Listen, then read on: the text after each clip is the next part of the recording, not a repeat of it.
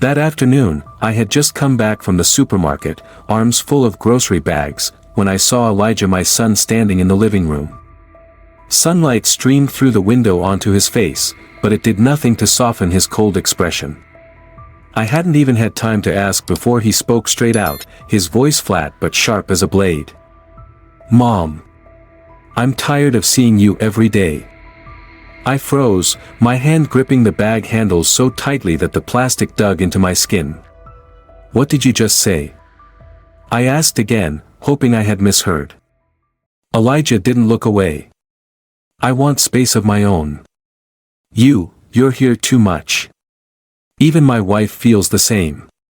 You should find another place so we can live our lives." His words hit me like a slap in broad daylight.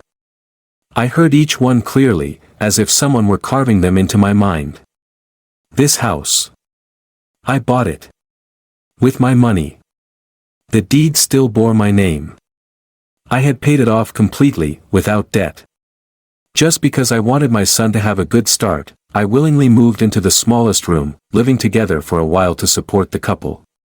And now, I had become a burden. You really mean that?" I tried to keep my voice steady, though my chest felt weighed down by a stone. Elijah looked uneasy for a moment, then stiffened his tone. "I'm only saying what both of us think. You know, my wife has never been comfortable with you living here." I looked him straight in the eyes. "So I gave up all my money to buy you this house, and then I'm the one who has to leave it?" He stayed silent. The silence of someone who didn't want to argue, but also felt no remorse.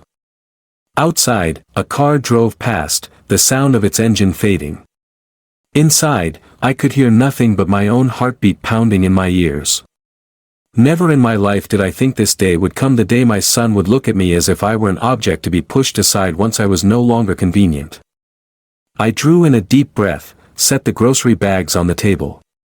"Fine," I said, "just one word. No arguments. No begging." Elijah flinched slightly, perhaps expecting me to cry or lash out. But I only walked back to my room and shut the door. The cold wall against my back, I slid down onto the floor. The dizziness hadn't worn off. I remembered the day I handed him the keys to the house, remembered his radiant face, remembered his promise, "Mom, you'll always have a place here." All of it now just broken fragments of memory. From the living room, I heard Elijah talking on the phone with someone, his voice light, relaxed as if he had just rid himself of a burden. And then I understood. This wasn't a spur-of-the-moment decision. This had been planned. And I had just been informed. My chest tightened. But deep inside, another thought stirred quietly: if they want me gone, I'll go. But not empty-handed. I sat there in silence, listening to the slow ticking of the wall clock. Each tick like a knock on my skull, making my thoughts sharper. If Elijah had decided this, then I would find my own way. But not with tears or pleas. My phone buzzed in my pocket. It was Martha, my friend from the old town library. I answered, forcing my voice to sound normal. "Abigail, are you free this afternoon? I just baked that apple pie you like." I smiled faintly. "Maybe I'll stop by. But first, I need your help with something." Half an hour later, I walked out of my room with a small handbag. Elijah looked up, frowning. "Where are you going?" "Out for a bit." "Don't wait up," I replied curtly. He opened his mouth to say something, but his phone rang. He glanced at the screen, then dismissed me as if I had already faded from his sight. I met Martha at the cafe near the bus station. When she heard my story, her face darkened. "He said that to you? In the very house you bought?" I nodded. "And I think, it's time I moved out. But I won't leave anything valuable behind for them." Martha rested her chin on her hand, her eyes glinting with understanding. "You're thinking of selling the house?" I answered, "Not just selling. I'll sell it quickly, quietly, before they can react. They think I'll slip away in silence, but instead, I'll take everything that belongs to me before disappearing. The plan began that very night. Martha introduced me to a trusted real estate broker, Mr. Jacobs, who had once helped her resolve a tricky inheritance property. He agreed to meet me discreetly at his private office, away from public channels. We sat under warm yellow lights, discussing the details. "You want to sell full ownership? The deed is in your name, right?" he asked. "All the legal papers are mine," I replied firmly. Mr. Jacobs smiled. "Then it's simple. I know a few cash buyers. If you agree, I can close the deal in less than a week." A week. Too short for Elijah and his wife to realize what was happening. I pictured them coming home after a long day, only to discover the house was no longer theirs, and strangely, I felt calm. When I returned home, Elijah was out. The living room was silent. I looked around one last time, every piece of furniture I had chosen, every photo on the wall. Soon, none of it would belong to them. I opened my computer and sent a confirmation email to Mr. Jacobs. "We begin tomorrow. Keep everything strictly confidential." As I hit send, my hands no longer trembled. I was no longer the woman who merely endured in this house. I was preparing to leave, but this time, I would take everything that was mine. The next morning, I woke earlier than usual. Autumn light slipped through the blinds, casting a pale gold glow across the kitchen. I brewed a strong pot of coffee, poured it into a white ceramic mug, sat at the table, and opened my old leather notebook. Each page was filled with numbers, dates, and lists of the items I had bought for this house. An Italian sofa, Japanese knives, a dishwasher installed just last year. I marked the things small enough to take with me or sell separately. Every red mark was a piece of memory, but also a piece of property. At exactly 9 a.m., Mr. Jacobs called. "Mrs. Smith, I've contacted a young couple looking for a house in this neighborhood. They're willing to pay cash, but they want to see it as soon as possible." I replied instantly, "This afternoon, then." "That works. But do you want them to meet the family currently living there?" I was silent for a moment. "No. I'll make sure the house is empty." When I hung up, I knew I had to move carefully. Elijah and his wife both worked during the day, but I had to ensure they wouldn't unexpectedly return. I texted my son, "I'll be entertaining guests this afternoon, don't come home early." Elijah replied quickly, "Okay. Don't worry." So short and dismissive it struck me that, to him, my presence in the house no longer mattered. At noon, I began clearing some belongings. The valuable items I packed into labeled boxes. I would send them to the storage unit Martha had helped me rent. One box at a time, I wheeled them out to Martha's car waiting at the door. At 3 o'clock sharp, the couple arrived with Mr. Jacobs. They were young, dressed simply, but their eyes lit up as they stepped inside. They didn't know the story behind it all, they only saw a warm, clean house full of potential. I led them through each room, pointing out the details like a seasoned seller, though inside I felt both relieved and bitter. "We like this one," the wife said, turning to her husband. He nodded. "If you agree, we can put down a deposit right away." I looked at Mr. Jacobs. He gave a subtle nod, as if confirming everything was already falling into place. After they left, I locked the door and stood in the middle of the living room. This space had seen more than I wanted to remember, silent dinners, veiled remarks, and the moment Elijah bluntly told me he wanted me gone. Tonight, I would sleep here, but not because I was forced to stay. I chose to stay to look one last time before leaving on my own terms. On the kitchen table, the deposit contract lay neatly. Everything was in motion. And for the first time in months, I was the one behind the wheel. That night, I didn't fall asleep right away. I sat by the living room window, watching the streetlights filter through the trees outside. In my hand was a cup of hot tea, steam rising in swirls like the thoughts turning in my head. My phone buzzed. A message from Elijah, "Mom, can you watch Sophie tomorrow?" Charlotte wants to go out all day. I let out a quiet laugh, not out of joy. Sophie was my granddaughter, and I truly loved her, but the way Elijah wrote it made me realize, in their eyes, I was nothing more than free childcare. I replied, no. I'm busy. Just 2 words, but I knew Elijah would have to reread them several times. I rarely said no so directly. The next morning, I woke early. The garden was covered in a light mist, fog settling over the backyard. I made coffee and began the day's work, packing. Each rip of packing tape sealed off an old tie, cutting away at the chains that held me here. Around 10 o'clock, Martha arrived. She stepped inside, her eyes sweeping over the stacks of boxes. That's fast progress, she said. I want to be done before they start asking questions, I replied, handing her a list. These are the items for storage. The rest will go to auction. Martha helped me load the boxes onto the rental truck. The driver, a young man, didn't ask questions, just worked efficiently. I had already paid 6 months storage fees up front, enough time to get settled somewhere new. That afternoon, I received a call from Mr. Jacobs. Mrs. Smith, they've wired the deposit. I'll prepare the official sale contract and have you sign it on Friday. I looked at the calendar.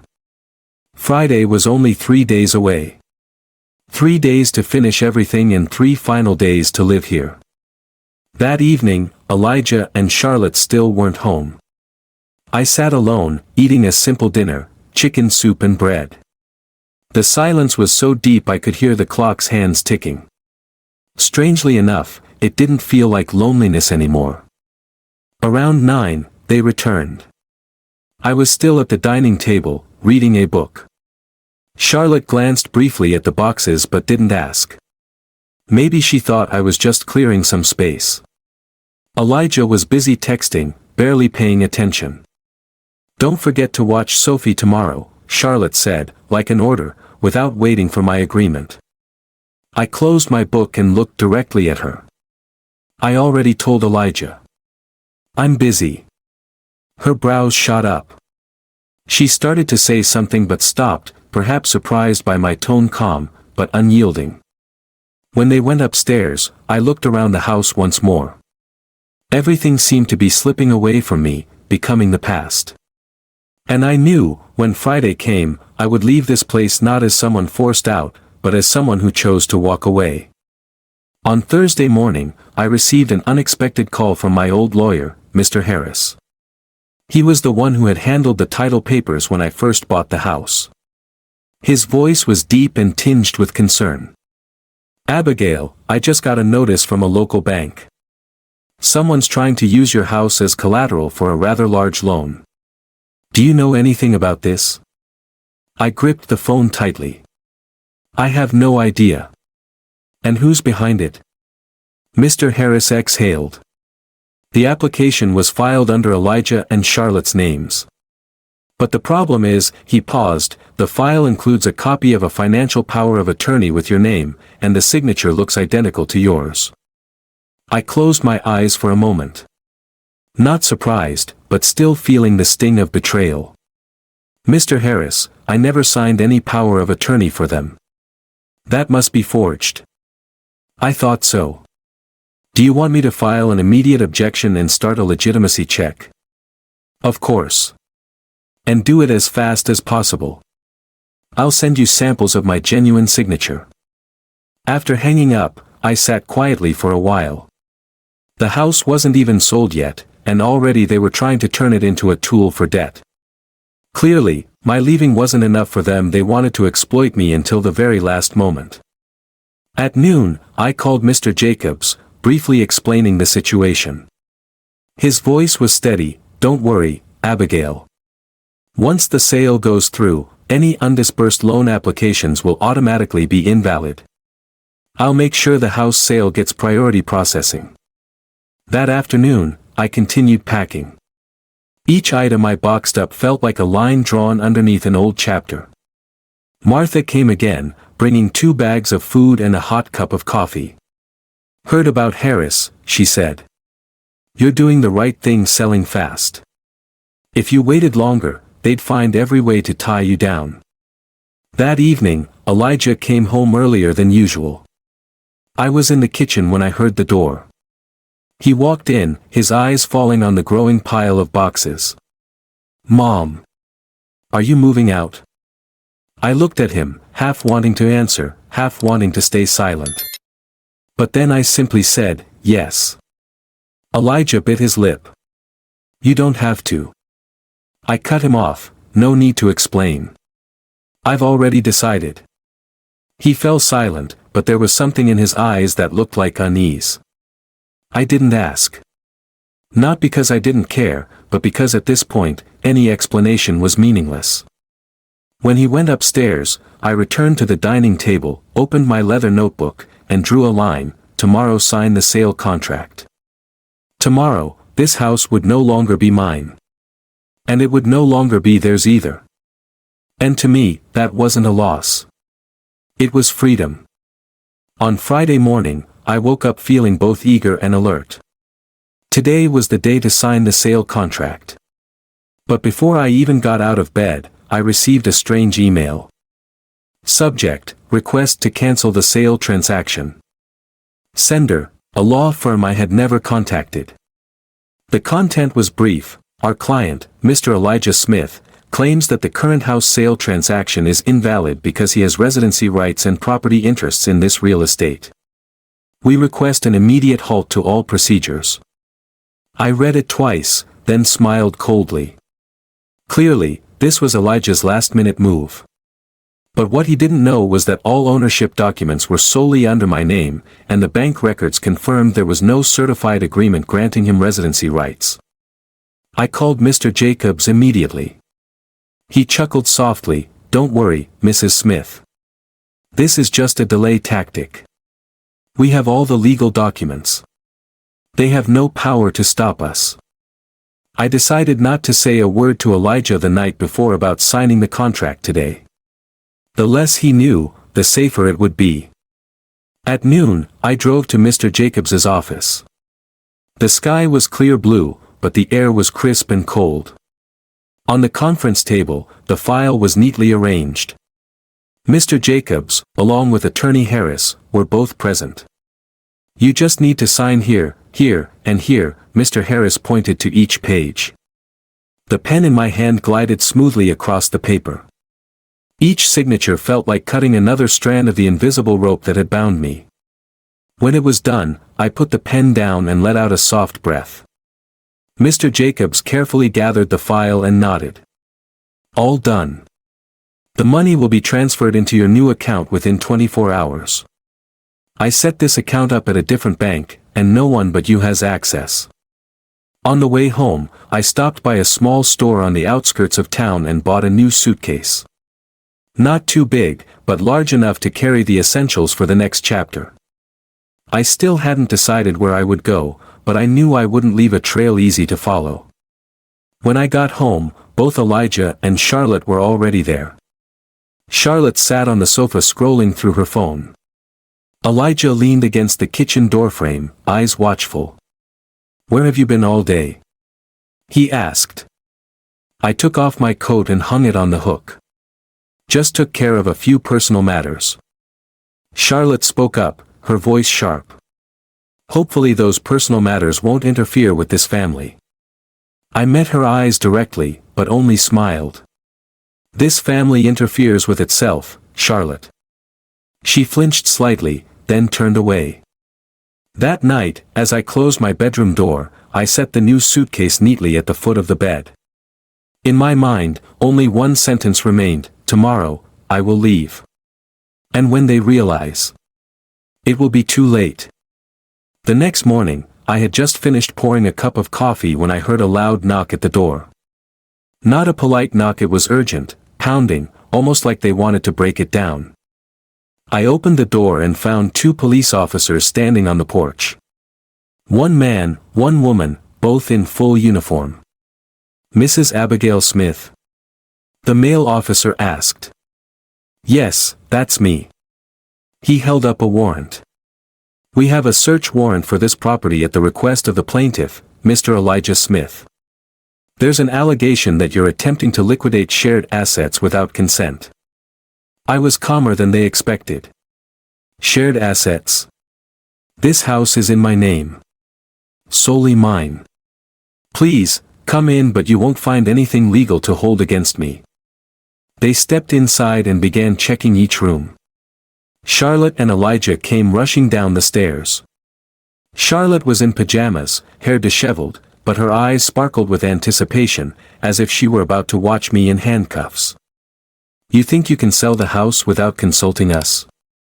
Charlotte spat each word. I looked at her like one looks at a child caught stealing and lying. I don't think. I know I can. And I already did.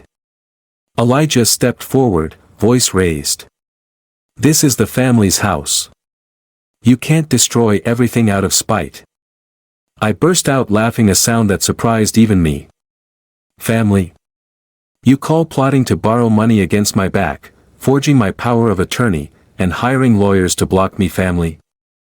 The female officer cut in, her tone firm. Sir, ma'am, all ownership records confirm this property belongs solely to Mrs. Smith. The search warrant authorizes us only to inspect, not to seize assets. We found no evidence of criminal activity here, so we'll be leaving. Charlotte went pale. Elijah bit his lip, silent. Once the officers left, I walked to the dining table, pulled a thick envelope from my coat pocket, and placed it down. This is a copy of the house sale contract I signed yesterday. The transaction is complete. The money is already somewhere you'll never touch. Charlotte lunged forward to snatch it, but I pulled my hand back. No, this one's mine. You'll get the official documents from the lawyer in a few days. Starting now, you have exactly 4 days to find a new place to live. The room fell into a heavy silence. No more knocking, no more police, only the bare truth left behind. Elijah looked at me, his eyes a mix of shock and panic. Charlotte turned away, clenching her fists so hard her nails dug right into her skin. I lifted my coffee cup, took a sip, and spoke slowly. I told you. When you realized, it would be too late.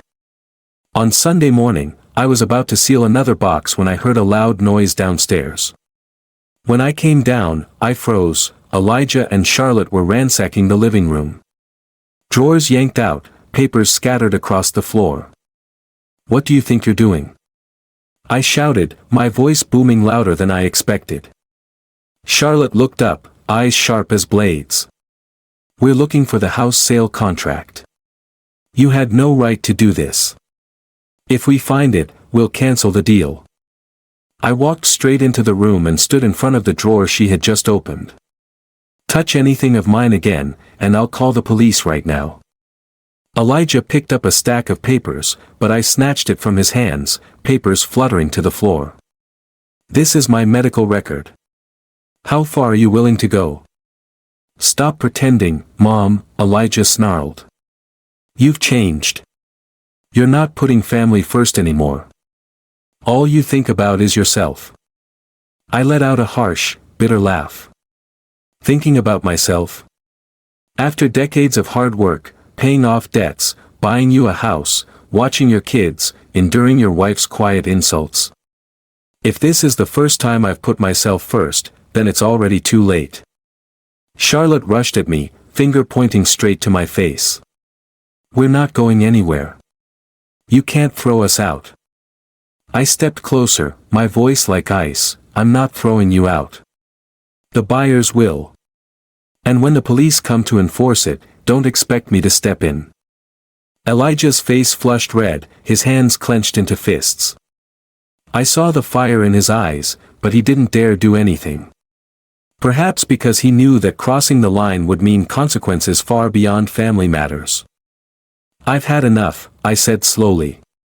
You've grown used to my silence.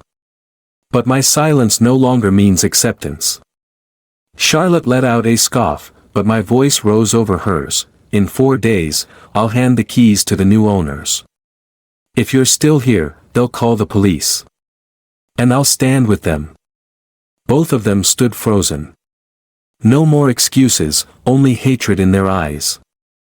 I bent down, gathered the papers from the floor, shoved them back into the drawer, and slammed it shut so hard the whole room trembled. "If you invade my things again," I said, "there will be no warning next time."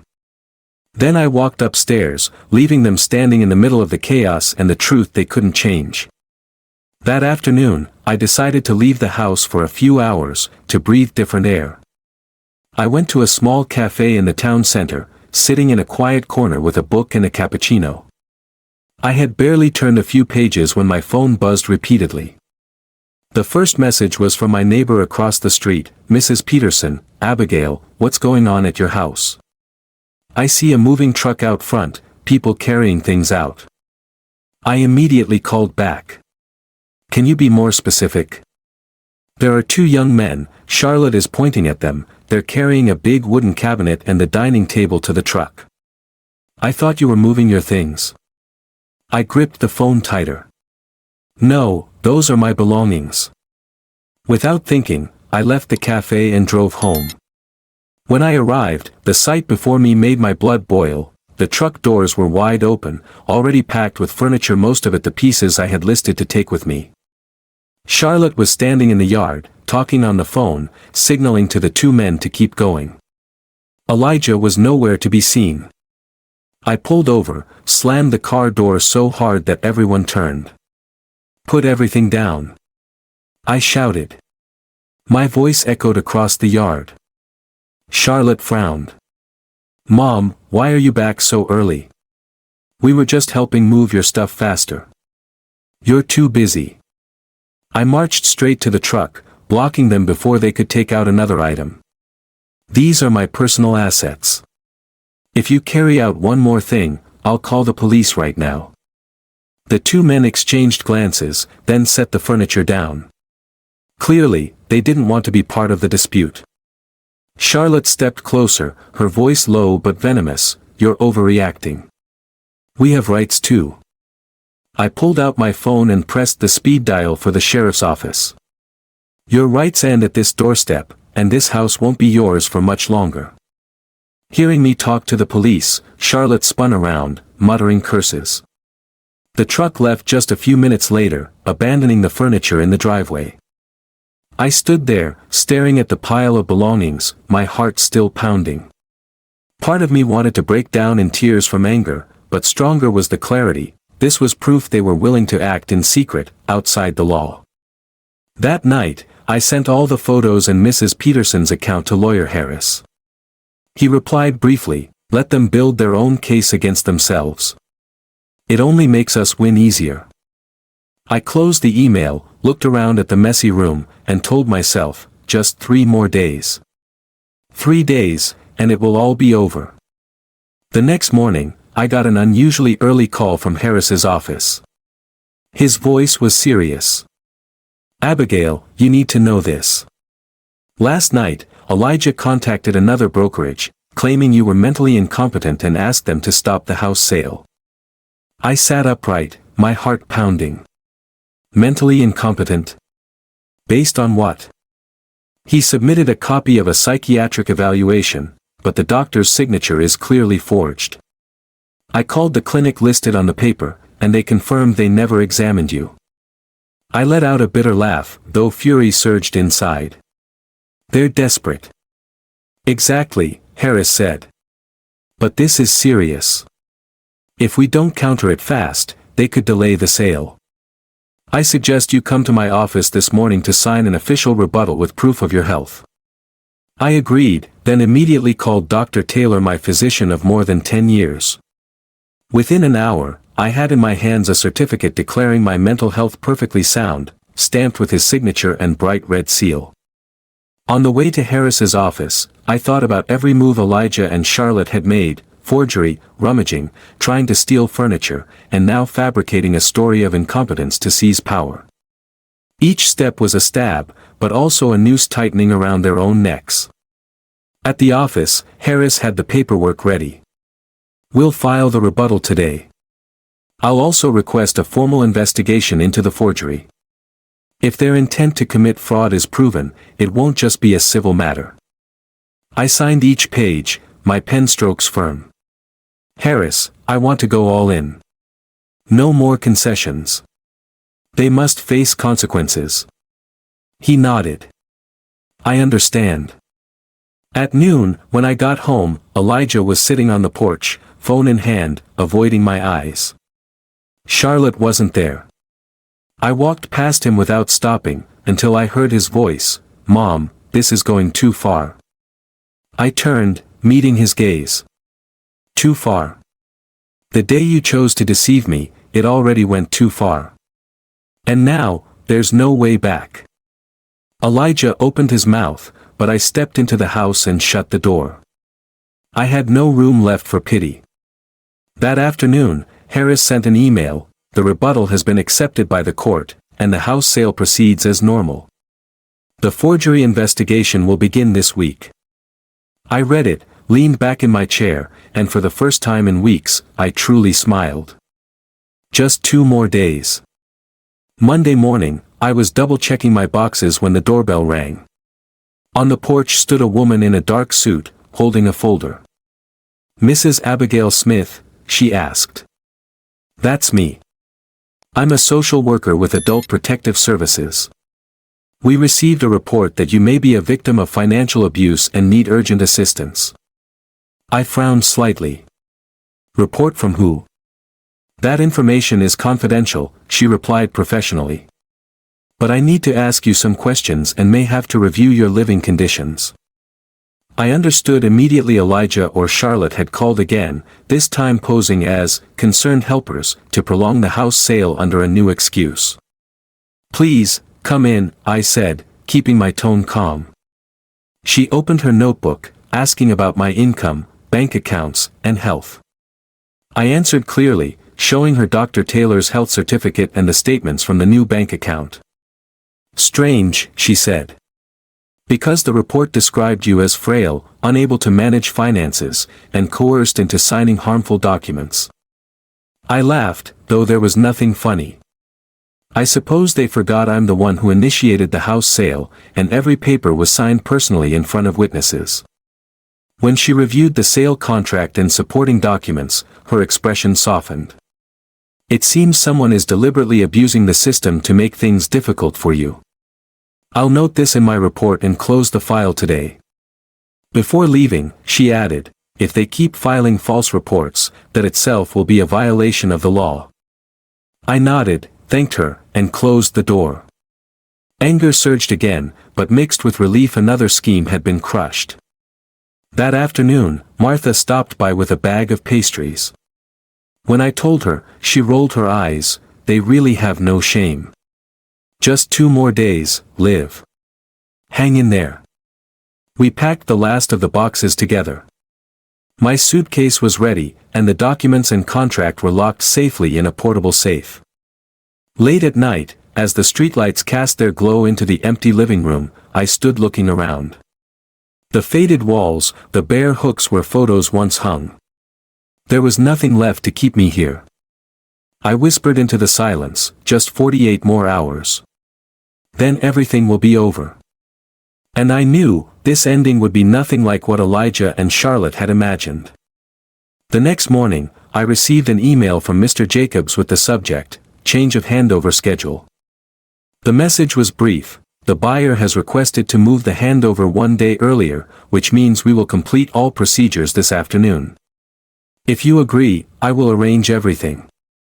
I read it again to make sure I wasn't mistaken. This afternoon. Which meant Elijah and Charlotte had less than 10 hours left before losing all rights here. I called Jacobs immediately, I agree. Do it as fast as possible. And keep it confidential. He chuckled softly. Understood. I'll bring the paperwork to your house at 3 p.m. I hung up, stood in the kitchen, and felt a surge of fresh energy. My departure plan was moving up, and they wouldn't have time to maneuver. By noon, Elijah and Charlotte still hadn't returned. I took the chance to call the moving company, requesting them to come that afternoon. Martha was there too, helping me oversee everything, and we worked nearly non-stop. Boxes lined up neatly, the suitcase locked, the portable safe set by the door. Around 2 p.m., I heard a car pulling into the yard. Charlotte stepped out, her face bright, but when she saw the moving truck parked there, her smile froze. "What's this? What are you doing?" I didn't answer right away, just kept signing papers with the movers. Elijah stepped out of the car, frowning. "You said there were still 2 days left." I lifted my head, looking straight at him. "The plan changed. This afternoon I hand over the house." Charlotte stiffened. "No. You can't." I cut her off, my voice ice cold. "I can." And I did. The buyer wanted it earlier, and I agreed. From 4 p.m. today, this will no longer be your house. Elijah took a step forward, his tone sharp. "You're trying to humiliate us." I smirked faintly. "No. This is the consequence of your own choices." At exactly 3 o'clock, Mr. Jacobs arrived. We signed the final papers in the living room, witnessed by Martha and 2 movers. As soon as the pen left the page, Jacobs confirmed, "Transaction complete. The new owner will arrive for the keys within the hour." I tucked the contract into my bag and turned to Elijah and Charlotte. "I'll be gone before they arrive. I suggest you do the same." Charlotte opened her mouth to argue, but no words came. Elijah just stood silent, staring at the floor. I stepped out the door, pulling my suitcase, Martha beside me. The air outside was cool and strangely refreshing. This afternoon, everything would end. And this time, it ended on my terms. As Martha and I pushed the suitcase toward the car, a black SUV suddenly swerved into the yard. The door flew open, and 2 men in suits stepped out, followed by a middle-aged woman with a stern face. The woman walked straight up, pulling a stack of papers from her bag. "Mrs. Abigail Smith. I'm the attorney for Mr. Elijah Smith and Miss Charlotte Smith. We're here to serve notice of a temporary injunction against the handover, just issued by the district court." I heard every word clearly, but I wasn't afraid. "On what grounds?" "My clients allege that you sold the property for less than market value in an attempt to dissipate marital assets, causing damage to their lawful inheritance rights," she read from the documents. I let out a quiet laugh. "This house is not marital property, and they have no inheritance rights while I'm alive. That injunction won't stand for 24 hours. Martha stepped forward, her voice sharp. "You're stalling, and you know it." One of the suited men cut in, demanding I stop moving items until the order was reviewed. I looked at them, then turned to Jacobs, who had just stepped out with his case file. Jacobs raised an eyebrow. "I filed all ownership and legal documents with the court this morning. This order is based on false information. I'll call the judge right now." While Jacobs made the call, I pulled out my phone and started recording. "Please repeat your allegations against me, so I have a record." Elijah's lawyer hesitated briefly but still read them verbatim. Her voice entered the recording, each word distinct. After a few minutes, Jacobs returned, a thin smile on his lips. "The judge has reviewed it. The injunction is void effective immediately. You should leave before the police arrive to support the new owner." Elijah's lawyer's face darkened. She stuffed the papers back into her bag and walked toward the SUV without another word. The 2 men followed, looking frustrated. Charlotte, who had been standing on the porch, suddenly rushed down, screaming, "You'll pay for betraying us, mother." I looked straight at her, my voice low but firm. "No, Charlotte. You'll pay for mistaking kindness as weakness." Less than an hour later, the new owner's car pulled in. They shook my hand, took the keys, and stepped inside the house. Elijah and Charlotte still stood there, frozen, as if they couldn't believe it was truly over. Martha and I got into the car. As we drove away, I glanced at the rearview mirror, 2 figures standing on the porch, lost in a space that no longer belonged to them. And I knew, this battle, I had won cleanly. We hadn't even left the street for 10 minutes when my phone rang. A strange number. I hesitated, but answered. "Mrs. Smith," a deep male voice said. "This is Detective Monroe from the County Police Department. I need you to come to the station this afternoon regarding an ongoing investigation." I frowned. "What case?" "There's been a complaint that you stole personal property belonging to Mr. Elijah and Miss Charlotte Smith during your departure from the recently sold house. We need you here to clarify." I laughed, this time not bothering to hide the mockery. "They are relentless. Regardless, I still need you to come so everything can be formally documented." "The sooner the better," the detective said, his tone not threatening, just serious. Martha glanced at me as I hung up. "Another trick?" "Yes. But this time, I won't just defend myself," I replied. We stopped by the storage unit first. I wanted to collect a few prepared boxes, every invoice, receipt, photo of each household item before moving, with supporting documents proving my purchase. Each had dates, signatures, and bank records attached. At the police station, Detective Monroe received me in a small meeting room. He opened a thin file. "Mrs. Smith, here's the list of items the plaintiffs claim you unlawfully took: the sofa set, wall paintings, the coffee machine, and a portable safe." I calmly laid out each photo and receipt on the table. "Here is the invoice for the sofa from the furniture store in 2018, under my name. Here's the receipt for the painting bought at an exhibition in Denver, also under my name. The coffee machine, a Christmas gift I bought for myself last year. And the portable safe." I slid forward the warranty certificate, purchased with my personal credit card, supported by the bank statement. Monroe went through each document, his expression shifting from suspicion to intrigued. "You really came prepared." I knew they would try everything. So I left no gaps for them to exploit. After nearly half an hour, he closed the file. "I'll note in the report that this claim has no basis. If you want, you can file a countersuit for false accusations." I gave a thin smile. "I'll consider it. But trust me, detective. I never forget." Leaving the police station, I felt my steps lighter. Not because they had failed once again, but because I could see clearly now that each time they attacked, I only stood stronger than before. By late afternoon, golden sunlight stretched across the new path I was walking. And this time, there was no shadow of the old house behind me. That night, I sat alone in the new apartment I had rented, the faint yellow light casting down on an empty table. The room was so quiet I could hear the ticking of the clock, each second distinct. Though everything was nearly over, my heart still felt heavy. Harris called. His voice was low, deliberate. "Abigail. I just received a report from the investigator. There's something you should know." I swallowed hard. "What is it?" "Last week, while you were busy with the house sale, Charlotte tried to open a credit account under your name. She used forged documents. Fortunately, the bank grew suspicious and refused. But, clearly, they haven't stopped." I closed my eyes, silent. Part of me wasn't surprised, but it still felt as though the breath had been pulled from my chest. "Thank you, Harris.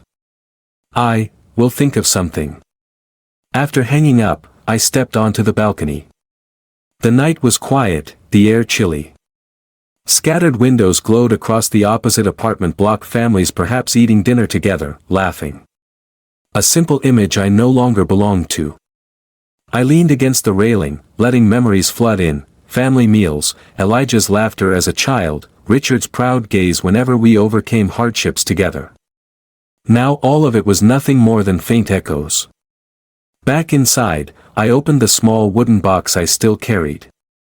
Inside were a few old photographs: Elijah with messy hair, grinning by a treehouse, a family photo on Christmas Day, everyone dressed in red sweaters, and a letter Richard once wrote me, its ink faded with years. I touched each one, feeling as if I were holding an entire life in my hands, a life I had sacrificed everything for, only to end up with distance and estrangement. My phone buzzed. A message from an unknown number. You think it's over, mother? It's not. I knew it was Charlotte, but I didn't open it again. I no longer had the strength to reply or to rage. Only a quiet sadness remained, like a thin mist over everything. I set the phone down and sat in the dark for a long time. I had won, in one sense, but it still felt as though I had lost far more than just a house. Perhaps because this victory meant the end of any hope of holding on to what was once called family. Before bed, I closed the wooden box and placed it in the drawer. Outside, the city kept breathing, life went on. And I silently told myself, tomorrow will be different. Or at least, I must believe it will. The next morning, I woke earlier than usual. The first light of day streamed through the window, warmer and clearer than I could remember in months. I made myself a cup of black coffee, no sugar, no milk, its pure bitterness like my feelings now, alert, clean, with no space left for old ties. I opened the drawer and took out the small wooden box. Inside were the photos, the letter, and the old house key. I looked at each one for the last time. There was no sharp pain in my chest anymore. They were still part of my memory, but no longer had the power to define me. I placed everything into an envelope, sealed it, and sent it to storage along with the other boxes. Memories, like possessions, should be kept somewhere safe beyond anyone's reach. The phone rang. It was Martha. Liv, what are you planning to do today? I'll close the old bank account, cut every last tie with them, I answered, my voice light. Martha laughed, I'll drive with you. Think of it as your official send-off into freedom. We went to the bank, where I requested to transfer all remaining funds into the new account, severing every link to the old one. The clerk asked if I wanted to keep the old account open. I simply shook my head. Signing the closure felt like shutting a door that had been jammed for years, finally freeing me. By noon, I was at Harris's office. He handed me a folder, all the legal safeguards protecting my assets and blocking Elijah and Charlotte from access.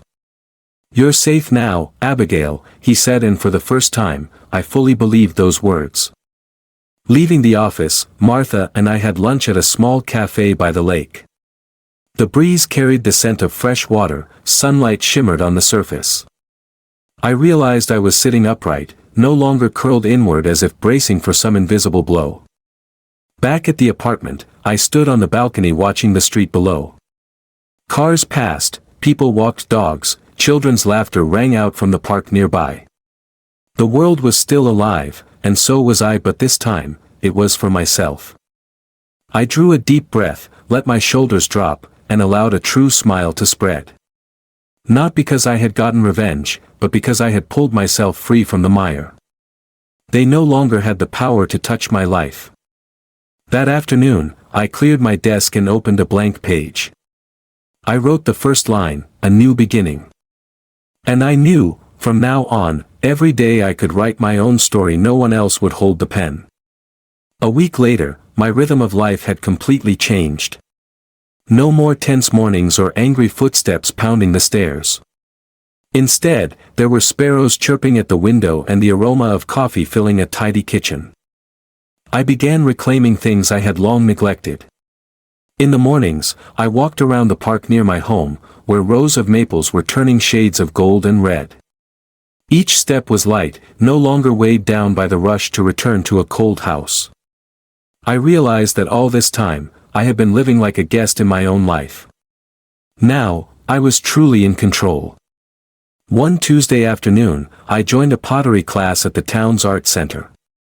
Sitting at the wheel, my hands on the soft clay, I felt as though I were reshaping my life itself. There were a few new friends in the class, and we spoke as if we'd known each other for years. No one asked about my past, and I didn't need to explain. Here, I was simply Abigail, a woman learning to create something beautiful.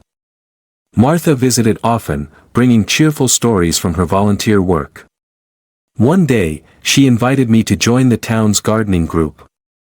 Together, we planted flowers along the lakeshore, our hands dirty with soil but our mouths full of laughter. I suddenly realized how long it had been since I laughed like that, not out of mockery or defense, but from genuine joy. In the evenings, I sat by the window to read or wrote in my journal. I wrote about small things I was grateful for: a hot cup of tea on a rainy day, the friendly greeting of the doorman, the golden sunset glowing over the lake. Without anyone to guard against, every ordinary moment felt precious. One weekend night, I invited a few new neighbors for dinner. We shared food, swapped stories, and the apartment rang with laughter. Looking around the table, I saw clearly happiness wasn't something to be bought with suffering. True happiness was feeling safe, being yourself, and being among those who respected you. Before bed, I stood on the balcony, gazing at the city lights flickering. Inside, I felt calm, like the smooth surface of the lake below. I whispered to myself, I've reclaimed my life. And this time, it belongs to me completely. That feeling, I knew, was true happiness. The story is a reminder that a parent's love and sacrifice cannot be treated as an endless obligation. When family ties are replaced by exploitation and harm, choosing to leave is not running away, but protecting one's dignity and peace. Sometimes, loving yourself is the only way to keep living, and also the clearest message that love must be nurtured with respect, not assumed to exist forever.